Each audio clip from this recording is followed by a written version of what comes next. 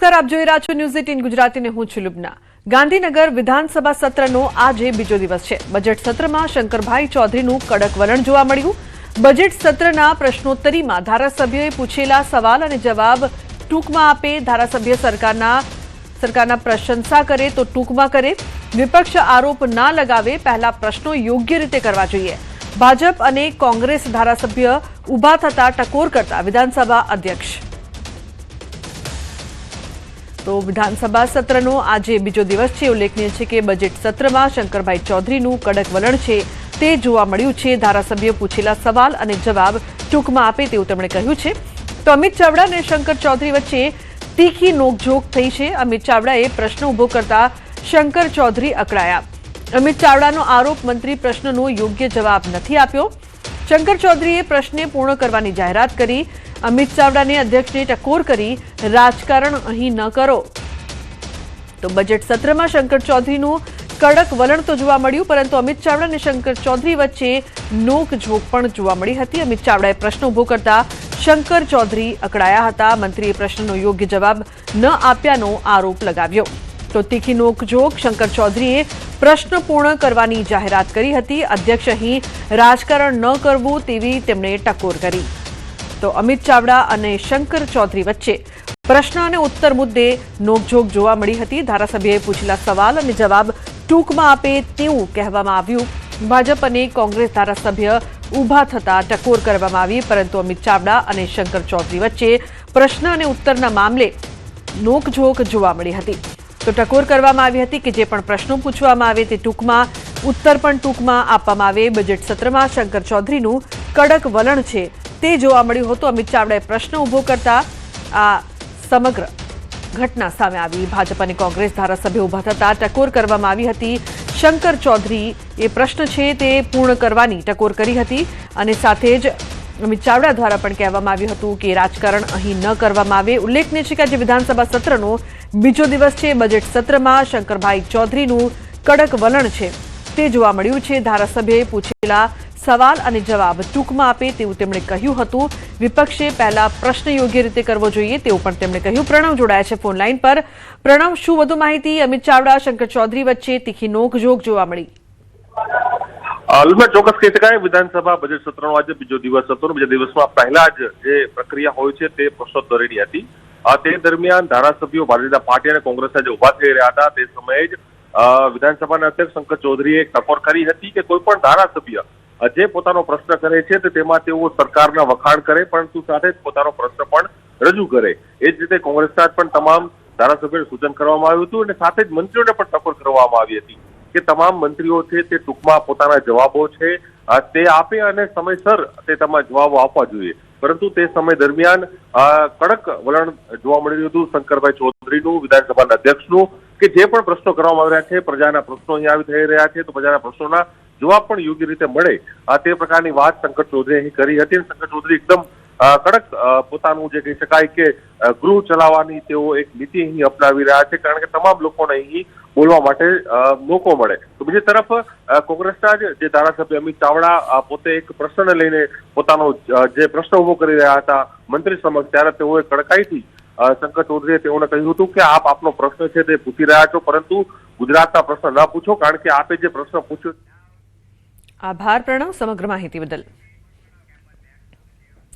કચ્છમાં 182 કરોડના સાયબર ફ્રોડનો પર્દાફાશ થયો છે। ગાંધીધામમાં ખોટી પેઢીઓથી 182 કરોડનો સાયબર ફ્રોડ, 81 બેંક એકાઉન્ટ દ્વારા દેશભરમાં 74 સાયબર ફરિયાદોની રકમની હેરાફેરી। પોલીસે 4 આરોપીની ધરપકડ કરી છે। હજુ 4 આરોપી ફરાર છે। યશ ભાટિયા, સિદ્ધાર્થ સોની, સાહિલ શર્મા, અલ્પેશ લુહાર ઝડપાયા છે। તો ઈશુભા જાડેજા, વિશ્વરાજસિંહ જાડેજા, વિજય રાણા, હાર્દિક રાજગોર ફરાર। સાયબર ક્રાઇમે 5 મોબાઈલ કબજે કરીને વધુ તપાસ હાથ ધરી છે।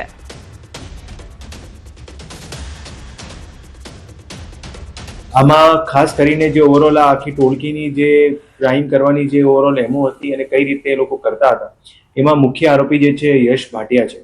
આ યશ ભાટિયા દ્વારા અલગ અલગ લોકોને સાથે રાખીને સૌથી પહેલા એક ફ્રોડ પેઢી ઊભી કરવામાં આવતી। આ ફ્રોડ પેઢી ઊભી કર્યા પછી બેંક ખાતાઓ ખોલવામાં આવતા। બેંક ખાતાઓ ખોલાવ્યા પછી એક ખાતાઓની વિગત બીજા લોકોને આપવામાં આવતી અને પછી જ્યારે પૈસા આમાંથી વિડ્રો થતા તો પછી જે છે એના પેટે કમિશન અને અન્ય પૈસાઓનું જે છે વિતરણ કરવામાં આવતું. રાજકોટ કોર્ટને બોમ્બથી ઉડાડી દેવાની ધમકી મળી છે. આ ધમકીને લઈને રાજકોટ પોલીસ એલર્ટ થઈ છે. કોર્ટ પરિસરમાં પોલીસ દ્વારા સઘન ચેકિંગ કરવામાં આવ્યું છે. તો કોર્ટને બોમ્બથી ઉડાવી દેવાની ધમકી મળી છે, જે બાદ બોમ્બ સ્ક્વોડની ટીમ ત્યાં પહોંચી. ધમકીને લઈને રાજકોટ પોલીસ પણ એલર્ટ થઈ છે. ઉલ્લેખનીય છે કે વારંવાર આ પ્રકારની ઘટનાઓ સામે આવી રહી છે. કોર્ટને લઈને ધમકી મળી રહી છે. રાજકોટમાં કોર્ટને બોમ્બથી ઉડાવી દેવાની ધમકી મળતા ચકચાર મચી છે. આ ધમકીને લઈને રાજકોટ પોલીસ એલર્ટ મોડમાં, સાથે જ કોર્ટ પરિસરમાં પોલીસ દ્વારા સઘન ચેકિંગ પણ કરવામાં આવી રહ્યું છે. ડોગ સ્ક્વોડની ટીમ પણ પહોંચી છે. ઉલ્લેખનીય છે કે સમગ્ર કોર્ટની તપાસ કરવામાં આવી રહી છે. કોર્ટને બોમ્બથી ઉડાવી દેવાની ધમકી મળી છે. આ પહેલા પણ ગુજરાતમાં અન્ય શહેરોમાં પણ આ પ્રકારની ધમકી સામે આવી ચૂકી છે. તો આજે રાજકોટ કોર્ટને ઉડાવી દેવાની ધમકી મળતા ચકચારની સાથે પોલીસ પહોંચી છે અને પોલીસ દ્વારા સઘન ચેકિંગ કરવામાં આવી રહી છે. ધમકીને લઈને રાજકોટ પોલીસ એલર્ટ મોડમાં. રાજકોટ પોલીસ કોર્ટ પરિસરમાં તપાસ કરી રહી છે. હાર્દિક જોડાય છે ફોન લાઈન પર વધુ માહિતી આપવા માટે. હાર્દિક, શું વધુ વિગત સમગ્ર મામલે?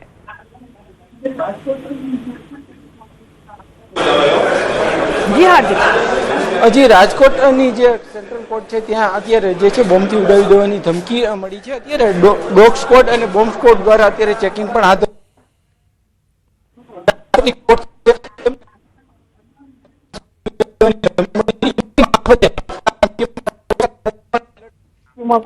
જી બિલકુલ હાર્દિક, આભાર સમગ્ર માહિતી બદલ.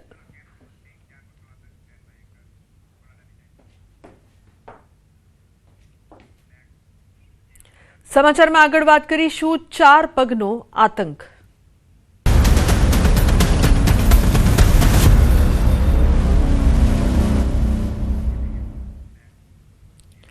સુરતમાં 3 વર્ષીય બાળક પર શ્વાનનો હુમલો. બાળકને આંખ અને ગળાના ભાગે ગંભીર ઈજાઓ પહોંચી છે.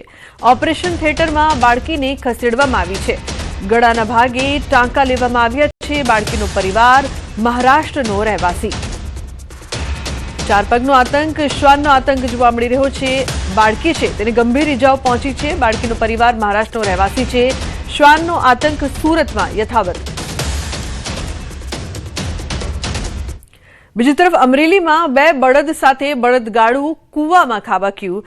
સિંહ પાછળ દોડતા બની છે આ ઘટના. ખાંભાના ઉમરિયા ગામે 2 બળદ સાથે બળદગાડું કૂવામાં ખાબક્યું હતું. એક બળદનું કૂવામાં જ મોત નીપજ્યું છે, જ્યારે એક બળદને ફાયર વિભાગે રેસ્ક્યુ કરીને બહાર કાઢ્યો છે. આ ઘટનાને લઈને મામલતદાર સહિત તંત્રની ટીમ ઘટના સ્થળે પહોંચી હતી. ઘટના કંઈક એવી બની હતી કે ખાંભાના ઉમરિયા ગામે ખેડૂત વાસુરભાઈ કામડિયાની વાડીમાં સિંહ પાછળ દોડતા 2 બળદ અને બળદગાડું કૂવામાં પડ્યું હતું. અકસ્માતની જાણ થતાં જ ખાંભા મામલતદાર, તાલુકા વિકાસ અધિકારી અને ફાયર વિભાગની ટીમ તાત્કાલિક ઘટના સ્થળે પહોંચી હતી અને ફાયર વિભાગ દ્વારા ક્રેનની મદદથી મોડી રાત સુધી સતત 5 કલાક રેસ્ક્યુ કામગીરી હાથ ધરી હતી. એક બળદને સુરક્ષિત રીતે બહાર કાઢવામાં સફળતા મળી હતી, જ્યારે કૂવામાં પડવાના કારણે બીજા બળદનું કમકમાટીભર્યું મોત નીપજ્યું હતું. અમરેલી જિલ્લામાં વન્ય પ્રાણીઓના હુમલા વધ્યા છે. એક જ દિવસમાં સિંહ અને દીપડાએ આતંક મચાવ્યો છે. તો લીલિયા રેન્જ નીચેના પીઠવાજાડ ગામે દીપડાનો હુમલો. દીપડાએ 5 વર્ષની બાળકી પર હુમલો કર્યો છે. ખેડૂતની વાડીમાં કામ કરી રહેલ મજૂરની દીકરી પર દીપડાએ હુમલો કર્યો છે. ઇજાગ્રસ્ત બાળકીને સારવાર અર્થે અમરેલી સિવિલ હોસ્પિટલ ખાતે ખસેડાયા છે. આ ઘટનાની જાણ થતાં લીલિયા વન વિભાગ દ્વારા તપાસ હાથ ધરવામાં આવી છે. દીપડાને પકડવા વન વિભાગ દ્વારા પાંજરું મૂકવામાં આવ્યું છે. અમરેલીના ગોવિંદપુર ગામે માનવભક્ષી સિંહણ પાંજરે પુરાઈ છે. સિંહણે 45 વર્ષીય મહિલા પર હુમલો કર્યો હતો. સિંહણના હુમલામાં મહિલાનું મોત થયું હતું. ઘટનાના કલાકોમાં જ વન વિભાગે સિંહણને પકડી આરએફઓ સહિત સ્ટાફે પહોંચીને સિંહણને પાંજરે પૂરી. માનવભક્ષી સિંહણને પકડવા 4 થી વધુ પાંજરા મુકાયા હતા. સિંહણ પાંજરે પુરાઈ જતા સ્થાનિક લોકોએ રાહતનો શ્વાસ લીધો છે. કચ્છના આદિપુરમાં રખડતા ઢોરે બાળકને અડફેટે લીધો. રહેણાંક વિસ્તારમાં બનેલી ઘટના સીસીટીવીમાં કેદ થઈ છે. ઇજાગ્રસ્ત બાળકને હોસ્પિટલ ખસેડાયો છે. હાલ સ્થિતિ સ્થિર. સ્થાનિકોમાં રોષ છે. તંત્રને કાર્યવાહીની માંગ કરી છે. શહેરમાં વધતા ઢોરના બનાવો સામે ચિંતા વધી ગઈ છે.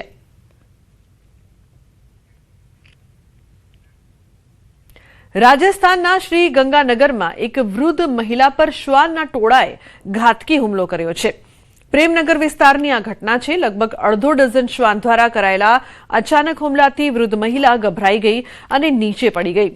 રસ્તા પર પડેલી મહિલા પર શ્વાન દ્વારા ચારે તરફથી બચકા ભર્યા. મહિલાની ચીસો સાંભળીને લોકો ઘટના સ્થળે પહોંચી ગયા હતા અને શ્વાનને ભગાડ્યા હતા. તો હુમલામાં વૃદ્ધ મહિલા ઘાયલ થઈ હતી.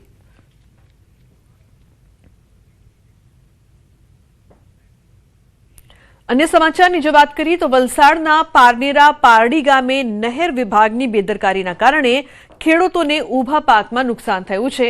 પારનેરા પારડી ગામ નજીકથી પસાર થતી નહેરમાં વિભાગ દ્વારા અચાનક વધારે પાણી છોડાતા નહેર ઓવરફ્લો થઈ હતી.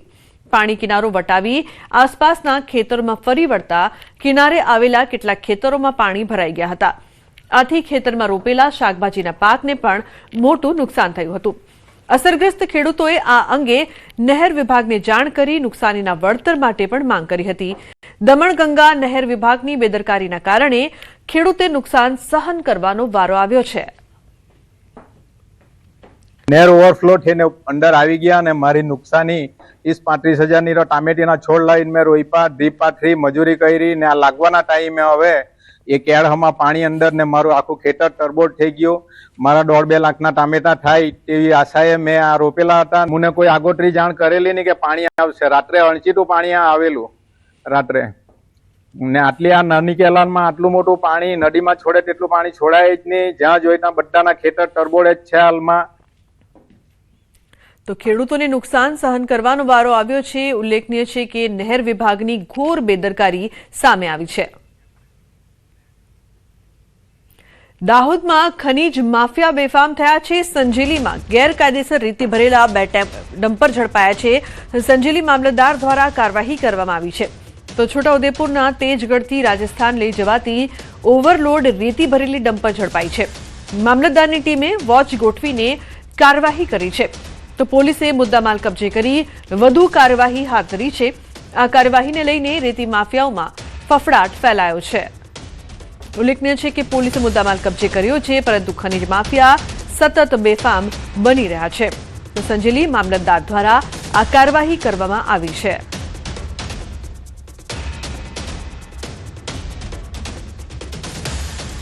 વડોદરામાં ફરી એકવાર કાયદાના લીરે લીરા ઉડ્યા છે. અસામાજિક તત્વોનો પોલીસને પડકાર. ઓફિસમાં બંધક બનાવીને યુવકને માર માર્યો. તો યુવકને ઢોર માર મારતો વિડીયો પણ વાયરલ થયો છે. વિડીયો અલકાપુરીના ઇન્ડિયા બુલ મોલનો હોવાની ચર્ચા છે. કેટલાક યુવકોએ અને એક યુવતીએ સાથે મળીને માર માર્યો હતો. વાયરલ વિડીયોને લઈને પોલીસે તપાસ હાથ ધરી છે. ન્યૂઝ 18 ગુજરાતી વાયરલ વિડીયોની પુષ્ટિ નથી કરતું. તો આ વાયરલ વિડીયો જોવા મળ્યો છે, જેમાં કઈ રીતે એક યુવકને માર મારવામાં આવે છે. કેટલાક લોકો ભેગા મળીને આ યુવકને માર મારે છે. વડોદરામાં ફરી એકવાર કાયદાના લીરે લીરા ઉડતા હોય તેવા દ્રશ્યો. ઓફિસમાં બંધક બનાવીને યુવકને માર મારવામાં આવ્યો.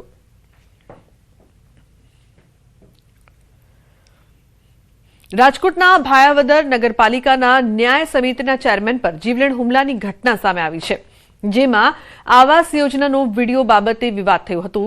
અજાણ્યા લોકોએ વકીલને ગોડાઉન પર બોલાવી માથાના ભાગે ગંભીર ઈજા પહોંચાડી છે, તેમજ જાનથી મારી નાખવાની ધમકી પણ આપી હતી. આ ઘટના બાદ હુમલાખોરો ફરાર થઈ ગયા હતા. વકીલને તાત્કાલિક સારવાર માટે હોસ્પિટલ ખસેડવામાં આવ્યું, જ્યાં તેમને માથાના ભાગે 3 ટાંકા આવ્યા છે. આ મામલે પોલીસે વધુ તપાસ હાથ ધરી છે. રાજકોટના નાણાવટી ચોક નજીક આરએમસી આવાસ યોજનાની ઘટના. પાર્કિંગમાં રાખેલી કારમાં આગ લગાડવામાં આવી. જૂના બંદૂકમાં ખાર રાખીને વિમલ ઉર્ફે ભાયા નામના શખ્સે કાર સળગાવી. વિડીયો સોશિયલ મીડિયામાં વાયરલ થયો છે. જૂની અદાવતમાં કાર સળગાવી હોવાની ચર્ચા. વિમલ ઉર્ફે ભાયા નામના શખ્સે કાર સળગાવી હતી. વિડીયો હાલ સોશિયલ મીડિયા પર વાયરલ.